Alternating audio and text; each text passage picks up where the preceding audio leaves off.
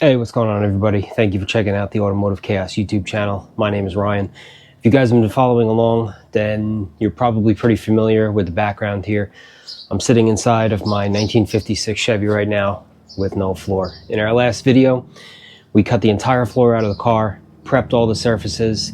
We have our new floor right out there. So today we're going to be focusing on getting the floor inside underneath the car and up into position to finally make this thing a car once again. So let's get started. So I started prepping the new floor by scuffing all of the edges to be welded. And the reason of doing that is that black coating that you see on there is basically just a protective paint that metal suppliers will put on there before they ship you a new piece of sheet metal. I have the frame, or I have the floor currently propped up on the frame of the vehicle outside the garage.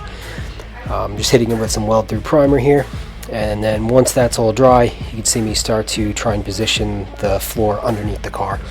I also have a wooden cart under there with wheels, so I'm not dragging the brand new floor against the concrete. And from here, it's really just trying to figure out the best way to get it elevated enough so it sits up into the car itself. And I did that with some RV jacks, multiple floor jacks, a lot of wood, and a little bit of patience. But see here in a second that we get a pretty decent amount of height out of it. All right, so here's what we've got so far. You probably saw it in the time lapse, but I have the front of the floor with the 2x4 underneath it and a jack underneath to get it closer to where it needs to be.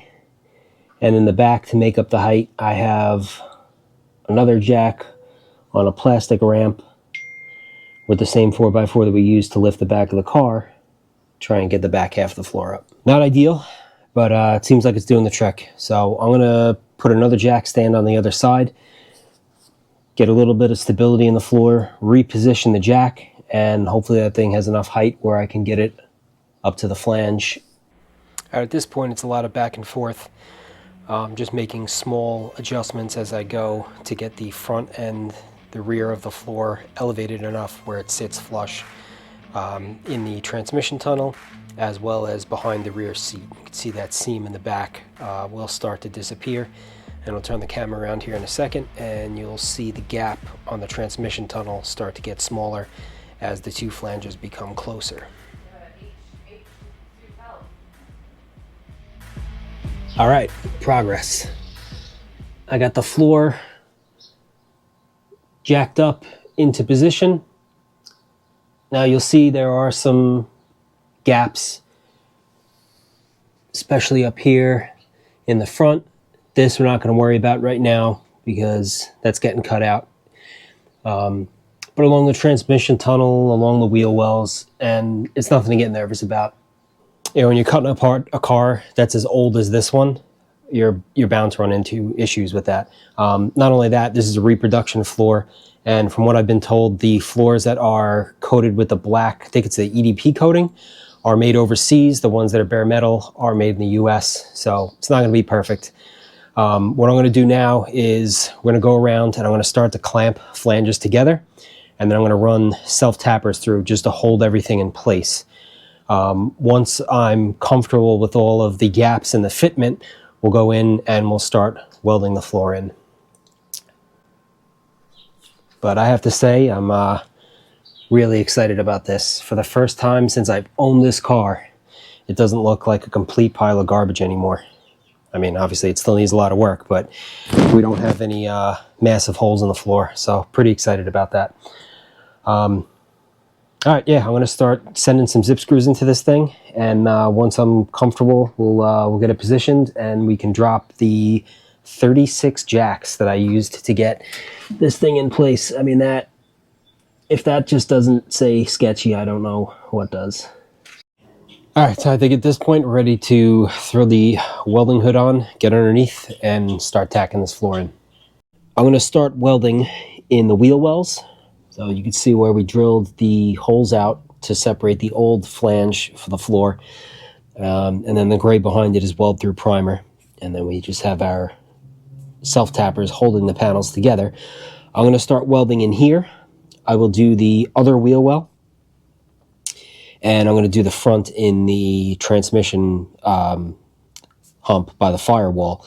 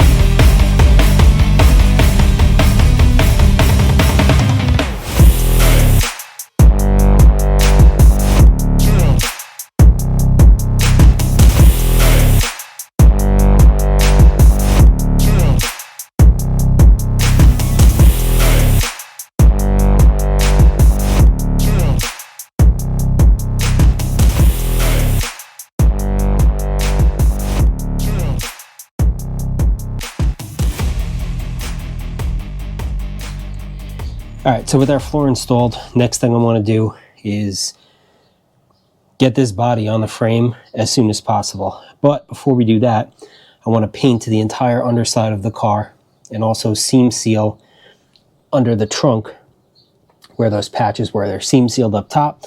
I want to do it on the bottom and get the entire underside of the car scraped clean and then in one coat of nice gloss black paint. Now, if you're cutting the floor out of one of these cars, your new floor pan will not come with a couple of things. It won't come with this, which is your emergency brake armature.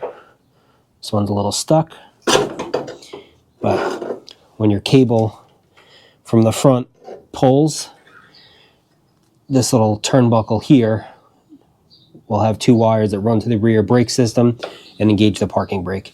So I want to get this off, get that cleaned up, and then the other piece we have to pull off is the rear end pinion snubber.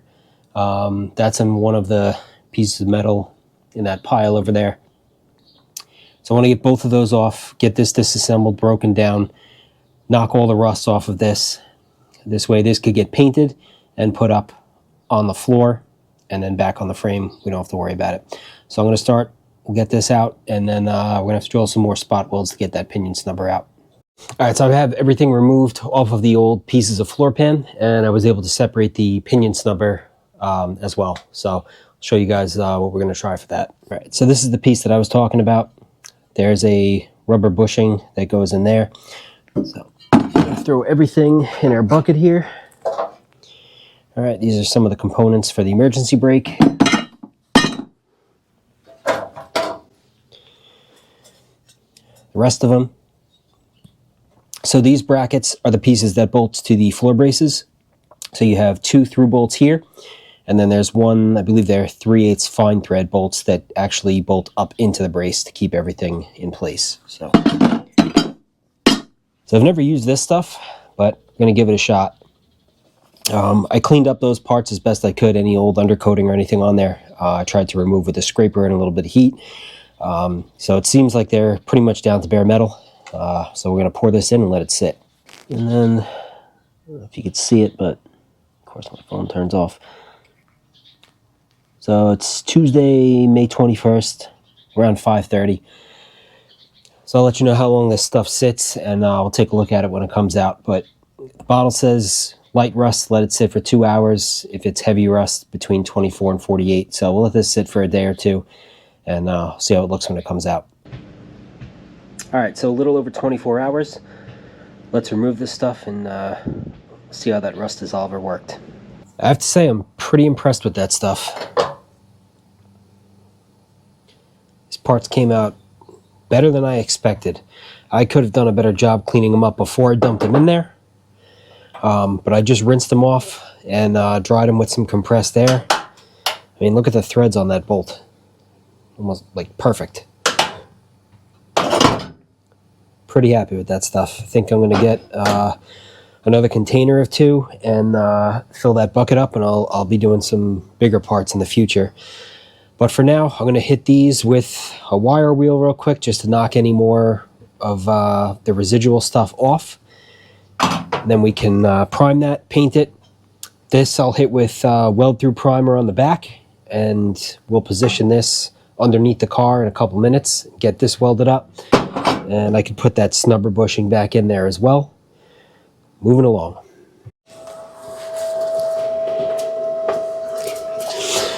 All right, so I took our pinion snubber that we cleaned off in the rust dissolving dip the other day, and right now I just have it positioned with 2 self-tappers into the floor, but it is centered in the tunnel, or right over where the rear differential will be.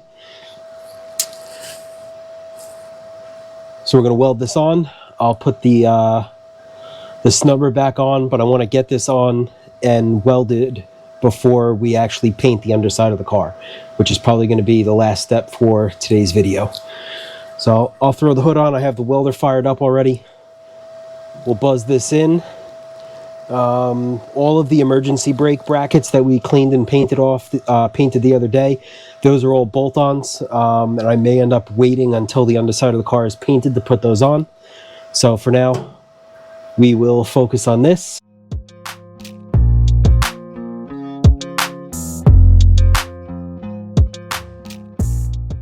At this point, we have everything welded that I'm going to do while the body is still off of the frame. Next thing is I really need to clean up the trunk floor that was not replaced. Obviously, this is brand new metal. But I want to clean this up, get all of this dirt knocked off, seam seal all of the welds that we did underneath, and then I actually want to scuff the floor as well, and we're going to paint the entire underside of the car and seam seal everything that we welded. So it's going to make an absolute mess. It's got my face shield, the grinder down here. Guess we'll get to work.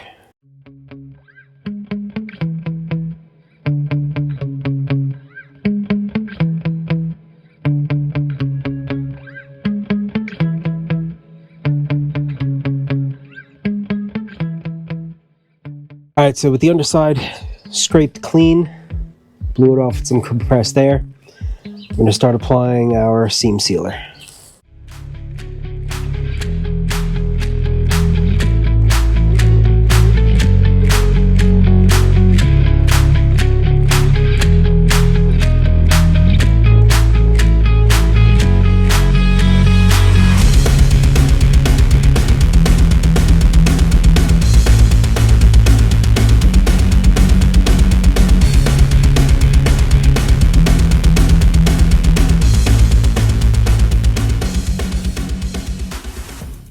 Now it's time for a little paint.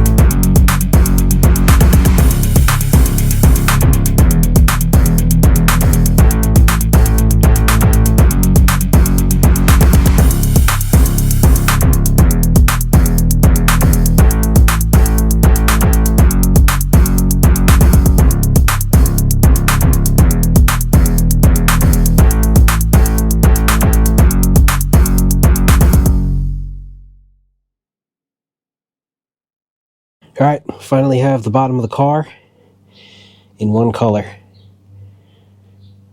Not the greatest shot here because there's not much room underneath. But everything is seam sealed and painted.